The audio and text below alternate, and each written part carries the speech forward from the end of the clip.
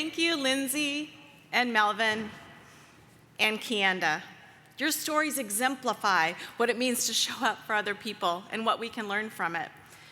You know, every year we're tasked with picking out a 30-second clip as walkout music.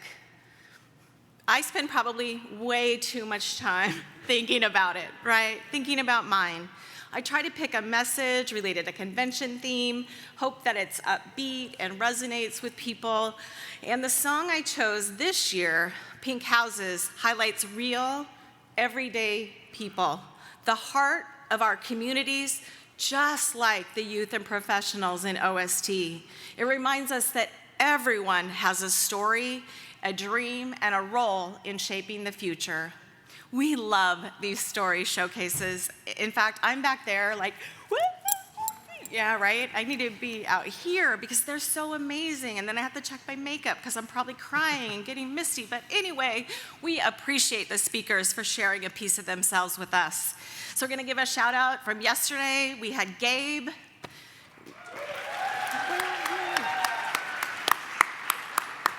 We had Robin, who brought in the woohoo yesterday. And we have my main man, Carl, right over there. And they all spoke straight from their hearts yesterday. And we can't wait for tomorrow's stories. But first, people, potential, possibilities. These three words of our NAA25 theme define who we are and why we're here. They remind us of our shared purpose, and today we'd like to reflect on people and potential with you. So we'll start with people, because that's where everything begins. The power of human connection, relationships, and community is the foundation of our field. I ask you to think about and then share with somebody next to you, what do you want for young people in OST programs? So why don't you think about that quickly, pair and share, and then we'll come back.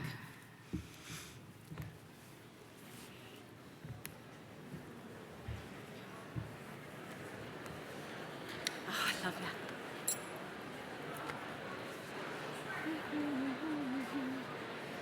I should probably time this or something, I don't know.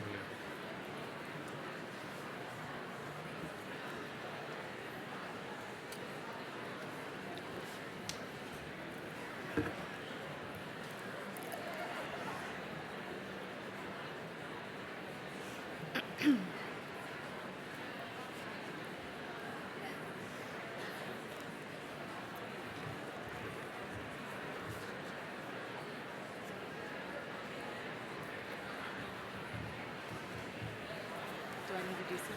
Oh, we're sure to.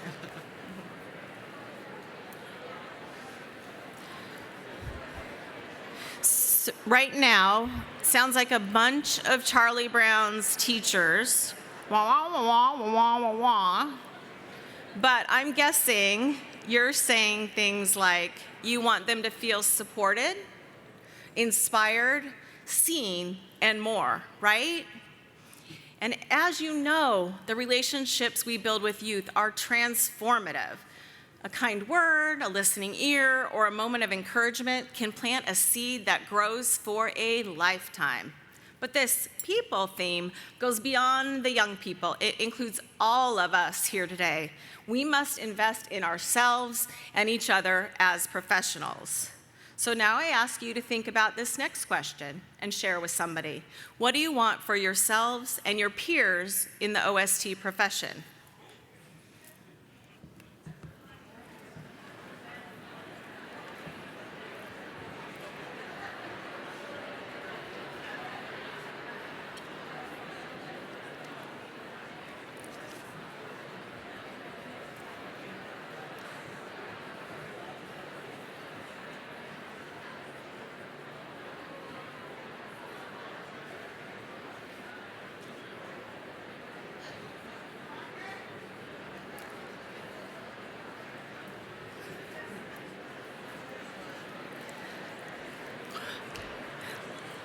Let me take a knowledgeable guess on this one too. I'm guessing you said things like, living wages, yes. Hardy har har. benefits, respect, opportunities to do your best work, and opportunities for growth. And at NAA, we want that too. We know that to provide quality OST programs, we must attract and retain skilled professionals.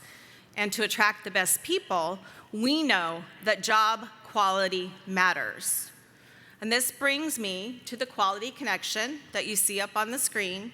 The quality connection reminds us that job quality leads to workforce stability, which equips OST professionals to deliver the high-quality programs that produce positive youth outcomes. This serves as the theory of change that creates the foundation of NAA's Thriving Workforce Initiative. NAA's Thriving Workforce Initiative focuses on three main things: raising awareness, building partnerships, and securing funding. And through these efforts, we're working to improve public narrative, policies, practices that enhance job quality, reduce recruitment and retention challenges, and build a profession that people want to join and stay in for a career. As part of this initiative, in 2024, NAA released the OST Job Quality Standards, the Usage Guide and Assessment, and various career planning tools. And we encourage you to use these resources. And in 2025, we'll add core knowledge and competencies usage guides and are working on piloting a youth development credential as part of our national professional credentialing system.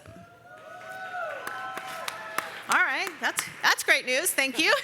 Thank you for that positive feedback. So nurturing the people in our networks and incorporating other elements of job quality strengthens our entire profession, whether it's through mentorship, collaboration, or simply taking time to listen and to learn.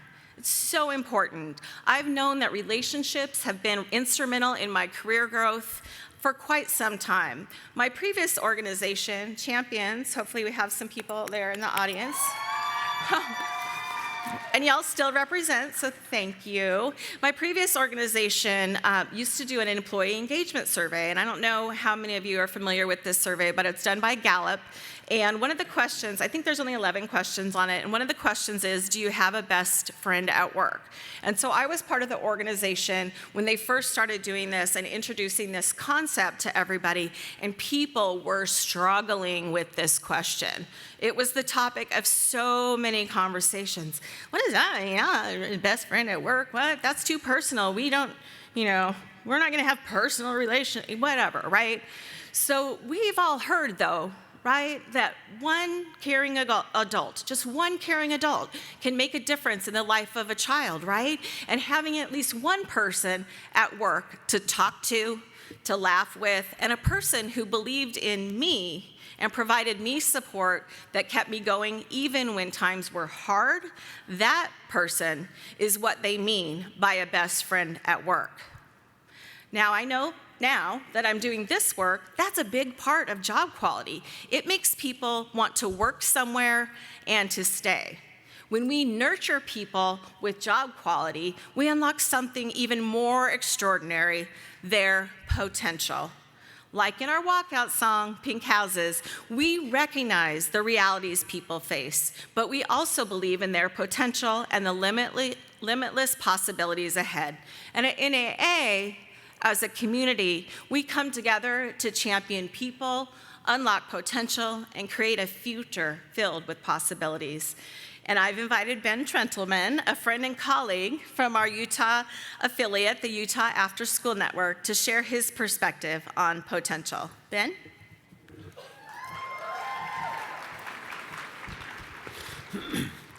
Potential is limitless, and with the right guidance, unwavering encouragement, and abundant opportunities, there's no limit to what can be achieved. Think of the youth in your programs. They arrive with talents and dreams, some of which they may not even recognize yet. You are the ones who help them discover their potential. You see their strengths before they do. People and potential are interconnected. When I was a kid, I spent my summers at the Marshall White Center in Ogden, Utah. It was a place full of possibilities. I learned to play pool, perfected my air hockey shot, and even taught myself to swim just so I could keep up with my big brother in the deep end of the pool. But while the potential for fun was endless, I was shy and a bit awkward. I had a few friends in the program, and I wasn't very good at making new ones. After the structured summer program ended at 3 o'clock, the gym, the swimming pool, and the games room opened for free play. I'd hang out with the few kids I knew, but more often, I was a wallflower, a wanderer, always exploring the building while waiting for my dad to pick me up. You all probably know a kid just like that who was never really where they were supposed to be, and they were hard to pin down. I knew every nook and cranny of the Marshall White Center, the best climbing tree outside of the back doors, how to sneak from the boxing ring into the gym in a hidden passageway behind the gym, and even the creepy basement vent that made a noise that I was sure meant something that was lurking deep inside. And then there was Mr. Lucas. He ran the front counter every day, checking out basketballs, letting kids into the pool, and selling candy and microwave burritos, the best microwave burritos. But more than that, he saw potential in every kid who walked in through the doors, including me. Mr. Lucas quickly caught on to my tendency to roam. What I realize now is his way of keeping an eye on me while also making me feel important. He invited me to help him behind the counter. It was thrilling because no kids were allowed back there. It was truly a point of privilege. And though Mr. Lucas had a sharp tongue that could set any kid straight in the entire building in a moment, stepping behind that counter felt like I was part of something special. I belonged, and I was important. I wasn't allowed to run the register, but I could hand out candy from the vast selection of sugar daddies, candy bars, and nickel suckers. I could push the special button to reset the air hockey table, and I even got to go into the musty storage room to hand out basketballs. One day, a gentleman told me how professional I was when I handed him his candy bar. I felt like I could have run that entire building in that moment. That building is gone now, and Mr. Lucas left us long ago. But his belief in me, the potential he saw in a shy, wondering kid, stayed with me. He made me feel safe and important just by paying attention and giving me a role to play in that big building. Years later, I didn't get a chance to run the Marshall White Center, but I did open and manage several after-school programs throughout northern Utah. Now I have the honor of leading the Utah Afterschool Network. Mr. Lucas was one of many people who showed up for me, teaching me the power of showing up for others in that one simple practice of allowing me into his space behind the counter and seeing the possibilities in every young person. Not only that, but he also inspired my career in youth development.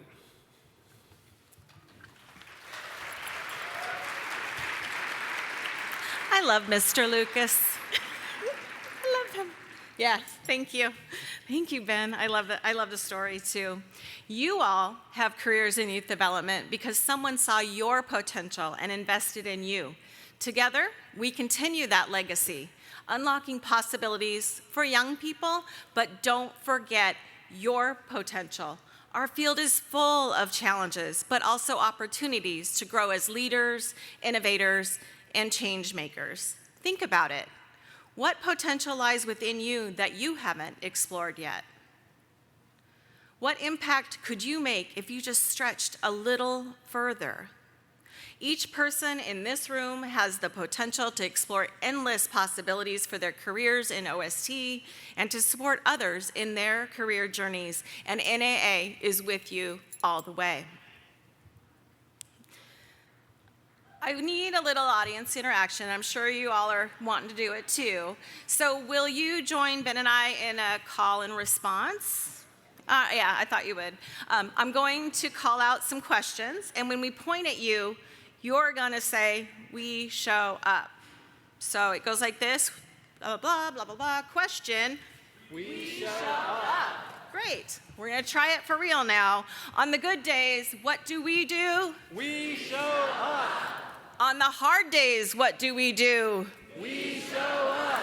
Even when facing challenges, we set them aside to be there for young people and others. Why? Because we show up. Woo, what happens when a child or colleague needs somebody to believe in them? We show up. We create ripples of possibility that transform lives because when we show up, it happens, we make a difference. Good job. Thank you all for being the people who show up, believing in potential, and making endless possibilities a reality. Thank you all so much for showing up.